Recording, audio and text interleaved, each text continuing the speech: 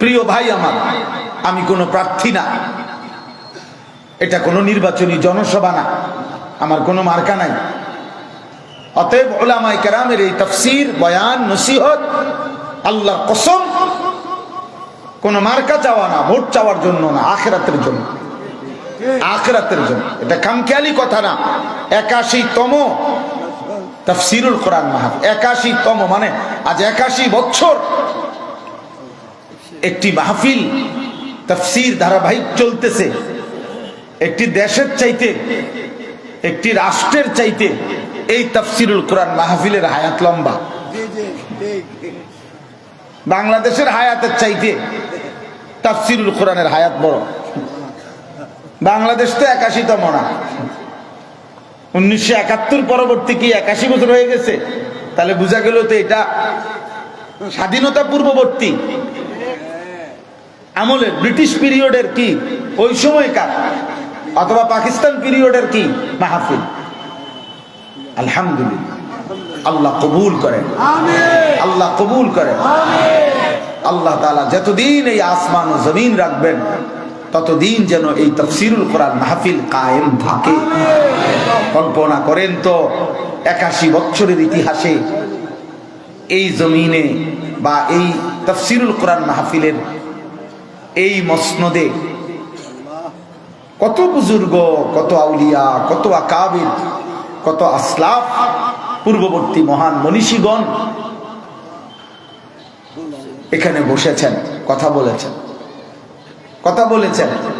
সুবহানাল্লাহ, আল্লাহ তাআলা প্রথম দিন থেকে পর্যন্ত এই তাফসীরুল কোরআন মাহফিলে যত বুজুর্গ, যত উলামা আউলিয়া এসেছেন, কথা বলেছেন, এই মাহফিলের ইন্তজাম করতে করতে, ব্যবস্থাপনার কাজ করতে করতে কত আল্লাহর প্রিয় বান্দা কবরেও তো চলে গেছে। আল্লাহ সকলকে মাফ করে দেন, আল্লাহ সকলকে জান্নাতের উঁচা মাকাম দান করেন। আজকেও যারা আছে এর সাথে সম্পৃক্ত, আল্লাহ তাআলা সকলকে উত্তম বিনিময় দান করেন। আমিন। তাহলে ইনশাআল্লাহ সবাই আমরা নিয়ত করলাম তো? আমার সবার কাছে কথা, ছেলেরা, বাবা, তোমাদের কাছে কথা, খামখেয়ালি করো না। একবার উঠতে গেলে আগা আবার আরেকজন বক্তা আইলো না, রে উনি খুব জোরে কয়, তোর তো আবার দৌড় দিই, তা আবার না উনি যাই যে কেরুম জানি মেরমেন করে, তাল উঠছে না, যে আওয়াজে হইতো না, যাই না। তো তাল উঠলে তুমি আসো, তাল না, নারকেল হলে তুমি নাই।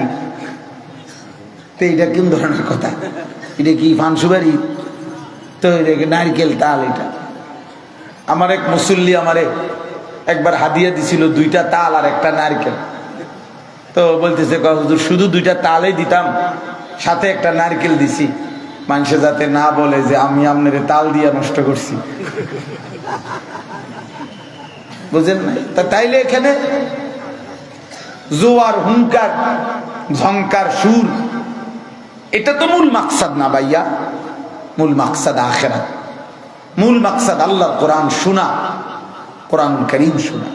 কোরআনুল কারীমের মধ্যে আছে, আল্লাহ তাআলা বলছেন, ওয়া ইযা সামি'ু মা উনজিলা ইলার রাসূল তারা আ'য়ুনাহুম তাফীদু মিনাদ দাম'i মিম্মা আরাফু মিনাল হক।